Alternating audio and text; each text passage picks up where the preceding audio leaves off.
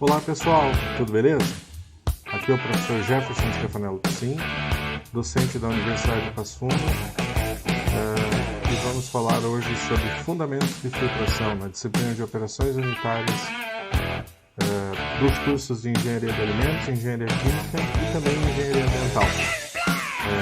Como referências bibliográficas a esse tema, eu indico o Geancópolis, capítulo 14, página 885, o McCabe, capítulo 30, página 1002, e o Perry, no capítulo 18. Certo? Vamos lá então?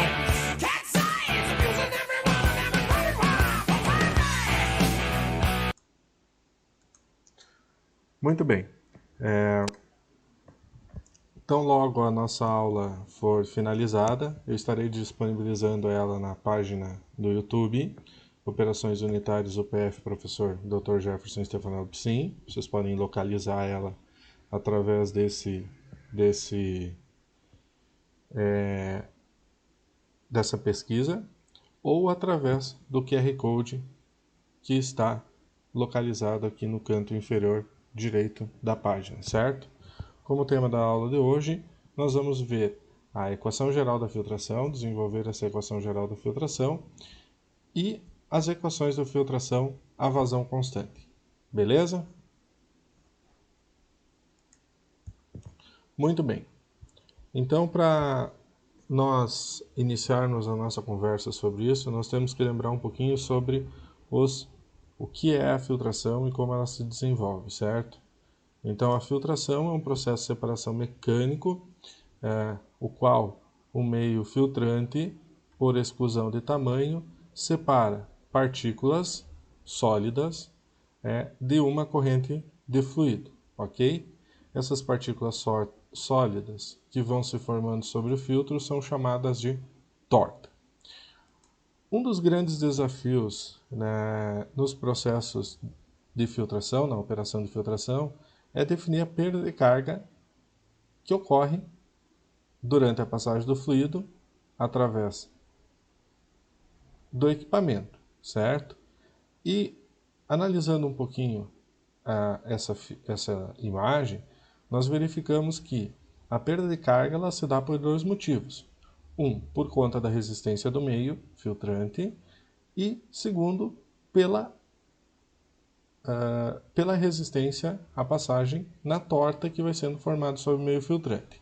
Então, conforme nós definimos aqui na equação 2, na equação 1, onde a perda de carga é um somatório da perda de carga na torta mais a perda de carga no meio filtrante. Muito bem, então como descrever essa perda de carga nesse sistema, né? Então, para nós iniciarmos a conversa, nós temos que lembrar que os sistemas que nós estamos avaliando, tanto o meio filtrante quanto a torta, são sistemas porosos, certo? O meio filtrante é normalmente um tecido ou um meio granular, certo? Com espaços por onde o líquido vai passar. Já a torta é formada por partículas, então um leito de sólidos. Então, tendo isso em mente, nós retornamos um pouquinho no que a gente já viu na disciplina e lembra do quê?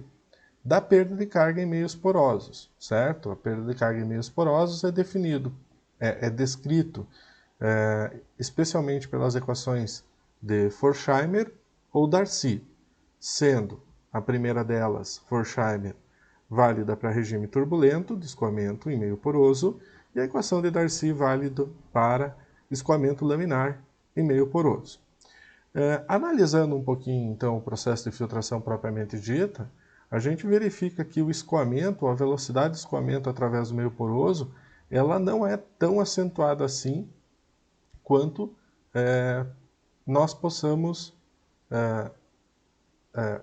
verificar em um escoamento turbulento, certo? Então, o líquido ou o fluido ele não vai passar com uma velocidade tão grande por esses meios porosos, tanto a torta quanto o meio filtrante.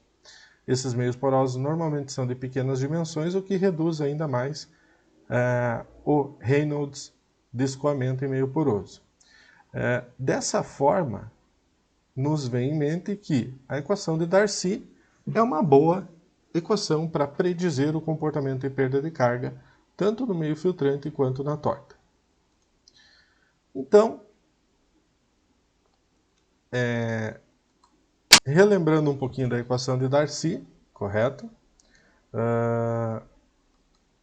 Então, ela diz que a perda de carga por unidade de comprimento é proporcional à viscosidade do fluido e à velocidade superficial de aplicação e inversamente proporcional à permeabilidade do leito, certo?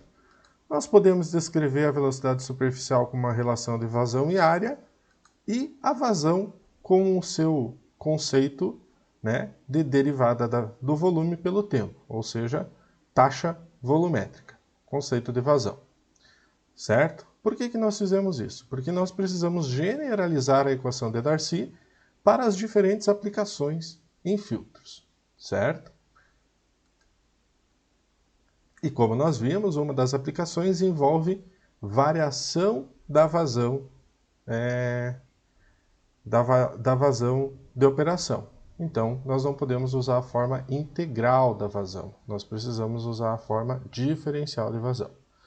Aqui nós temos uma lista de símbolos, certo? Sempre que necessário essa lista de símbolos vai aparecer. Muito bem. Então a primeira coisa que nós temos que fazer é aplicar essa equação ao meio filtrante, ok? Então, substituindo aqui ou botando um subíndice nas unidades MF, respectivamente de meio filtrante, nós temos que a perda de carga por unidade de comprimento de meio filtrante, ou espessura do meio filtrante, é proporcional à equação de Darcy, né, representada pela permeabilidade do meio filtrante, ok?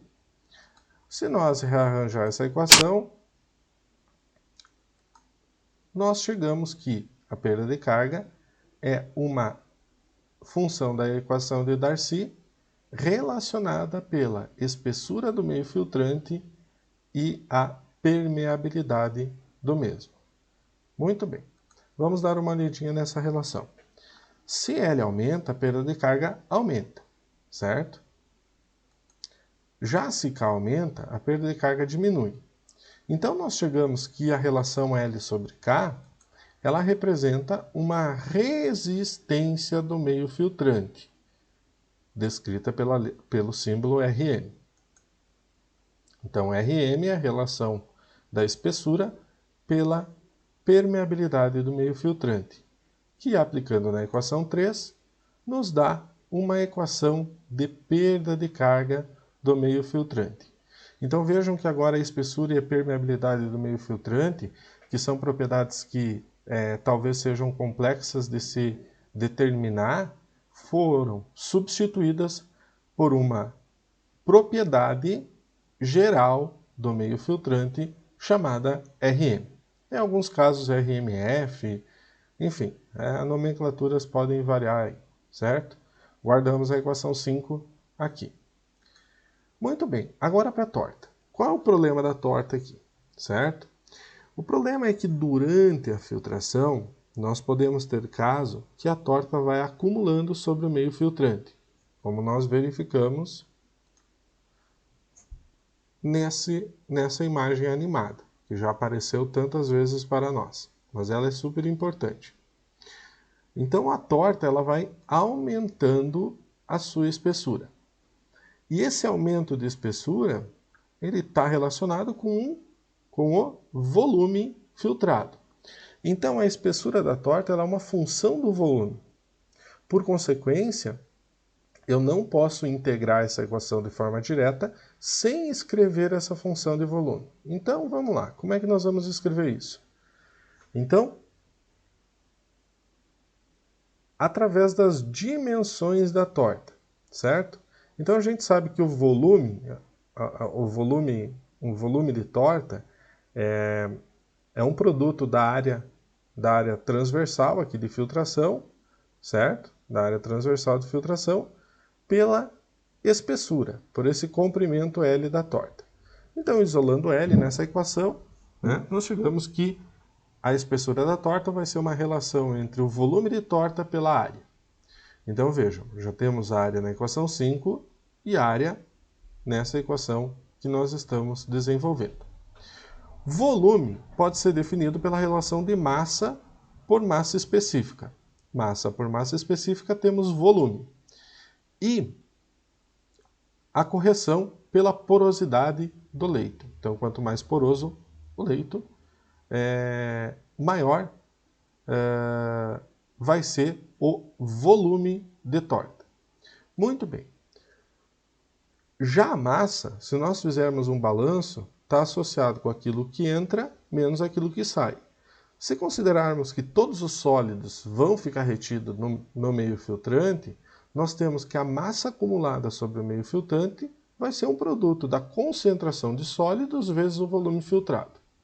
Então, fazendo a análise dimensional aqui, nós temos que concentração, quilograma por metro cúbico, vezes volume em metro cúbico, dá quilograma, dividido por massa específica, quilograma por metro cúbico, sobra metro cúbico, dividido pela área, metro cúbico por metro quadrado, sobra metro.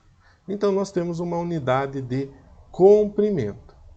Substituindo essa equação 6 na equação 5, certo?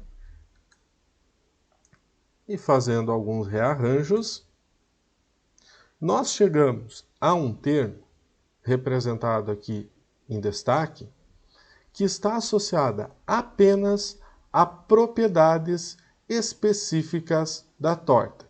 Por que o termo específico aqui está em destaque? Porque propriedades específicas são aquelas que independem da quantidade de matéria. Ou seja, se nós temos 1 kg, ela vai ser um valor, e se nós tiver 8, 10, 15 kg, ela vai ter esse mesmo valor, certo? Então, por exemplo, a permeabilidade. A permeabilidade ela é uma propriedade que ela independe da quantidade de matéria. Né? A massa específica, da mesma forma, se nós tiver 1 kg ou 10 kg, ela vai ser o mesmo valor, desde que o produto não seja alterado. A porosidade é a mesma coisa, certo? Se nós verificarmos, esse termo em destaque, ele é inversamente proporcional à perda de carga na torta. Ou seja, esse termo representa a resistência específica, então vejam aqui, específica da torta, certo? E se vocês fizerem a análise dimensional desse termo, vocês vão verificar que a unidade deles é metro por quilograma. Então, voltando um pouquinho, por exemplo, volume específico. Qual a unidade de volume específico? Metro cúbico por quilograma. Entalpia específica. Qual a unidade de entalpia específica? Quilojoules por quilograma. Então, todas as unidades que são específicas, normalmente elas têm como divisor, né, o quilograma, ou mol, ou quilomol, enfim, uma unidade de quantidade de matéria. Então, essa é uma característica de propriedades que são específicas. Então, por ser por quilograma, ela independe da quantidade de matéria. Então, substituindo essa equação, lá na equação 7, é 8 na 7, nós chegamos de novo a uma equação da perda de carga na torta, que ela independe da espessura da torta, né? Mas sim é uma função do volume e da concentração de sólidos e uma propriedade específica que também independe da quantidade de matéria, correto? Guardamos a equação 9.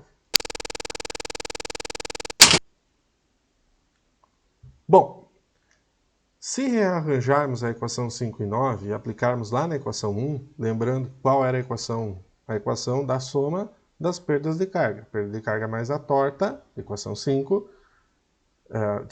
perda de carga no meio filtrante, equação 5, e perda de carga na torta, equação 9.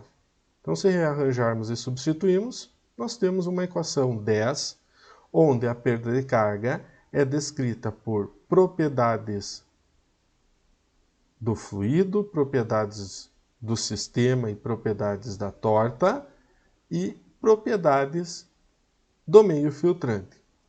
Então, vejam que a perda de carga ela varia com a vazão, né? Depende da vazão. Ela varia com o volume filtrado. Mas essa variação com o volume filtrado, ela só ocorre devido à formação de torta, e não pelo meio filtrante, certo? Isolando a derivada, nós chegamos na equação 11, então, passando de dt dTdV pelo lado esquerdo da equação e ΔP dividindo os termos à direita da equação, nós chegamos à equação 11, certo? Que é definida como equação geral da filtração. Muito bem. Então, a primeira parte nós chegamos, que é a nossa equação geral da filtração. Esta equação geral da filtração, né, aqui representada pela equação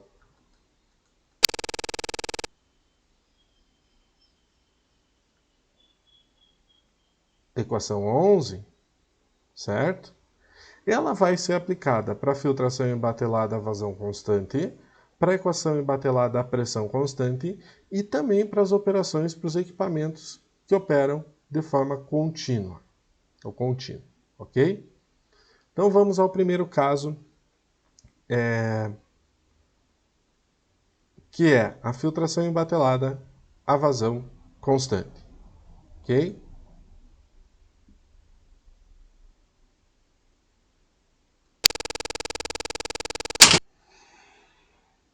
Então, da equação geral da filtração, né, nós chegamos que dV/dt, nesse caso específico, é a própria vazão, certo? Por quê? Porque se a operação é realizada a vazão constante, dV/dt é uma constante que é a própria vazão. E o volume filtrado pode ser o produto da vazão vezes o tempo. Então, nós tiramos a integral da equação, a diferencial da equação, e substituímos VF pela vazão. Então, substituímos dois termos pela vazão, certo? Então, se nós reorganizar essa equação um pouquinho, voltando ΔP para o lado esquerdo da equação, certo? E dV/dt para o lado direito da equação, nós chegamos que a perda de carga, né, vai ser uma função quadrática, uma função da vazão, da viscosidade, da concentração e de alfa, e da resistência do meio filtrante e da área de filtração. Certo? Então, o que acontece? Se nós fizermos acompanhar um processo de filtração, né, a vazão constante, e formos verificar ΔP em função do tempo. Vamos lá. Viscosidade é uma constante? Sim. Concentração da suspensão é uma constante? Sim. Área de filtração é uma constante? Sim. Vazão é uma constante? Bom, se a vazão é constante, vazão é uma constante, certo? Rm é uma constante? Vamos pensar um pouquinho sobre alfa e Rm. Muito bem. Num primeiro momento, nós vamos definir alfa e Rm como constantes. Mas vocês vão ver depois, posteriormente, que alguns efeitos, tanto de compressão quanto colmatação do meio filtrante, podem fazer com que alfa e Rm tenham um comportamento anômalo, anormal, a esse que nós vamos estudar aqui. Então, no primeiro momento, nós vamos considerar alfa e Rm como constantes. Então, verifiquem que ΔP é uma função linear do tempo. Então, se nós fizermos uma série de experimentos, nós vamos verificar que para a filtração a pressão constante, certo? Nós vamos ter um comportamento linear descrito por uma equação do tipo y igual a C1 vezes x mais C2. C1 e C2 são constantes, então alguns autores trazem como Kp e B, como A e B, enfim. Isso é indiferente, mas é uma equação linear, verifiquem aqui que é uma equação linear, tá? Onde x é o nosso tempo, y é a queda de pressão, certo? C1 é proporcional a alfa, descrito nessa equação 13, então C1 é proporcional a alfa, e propriedades do sistema e do equipamento, e C2 é proporcional a Rm, dado pela equação 14, né? E propriedades do fluido e do escoamento e do sistema e do equipamento, certo? Então, através das equações 13 e 14, eu posso descrever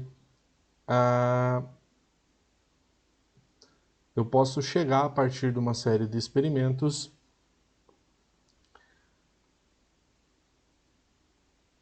aos valores de alfa e Rn. Esses experimentos nós já fizemos ou vamos fazer em aula prática com vocês futuramente, certo? Mas não é só isso que a equação 12 serve, não é simplesmente para calcular alfa e Rm. Alfa e Rm são importantes na análise de um processo, né? Para verificar se o processo está ocorrendo de forma adequada, se o sistema que eu estou utilizando é um sistema adequado e assim por diante. Mas eu também posso calcular, por exemplo, a vazão de filtração. Então vejam que aqui, né, se eu tiver uma pressão, um tempo de filtração, certo? Eu consigo calcular uma vazão, estimar uma vazão para o filtro. Ou eu posso calcular a área de filtração. Então, dependendo qual é o meu objetivo, essa equação 12 pode ser redesenhada, né, de tal forma a obter outro tipo de informação que não só alfa e Rm. Ok, pessoal?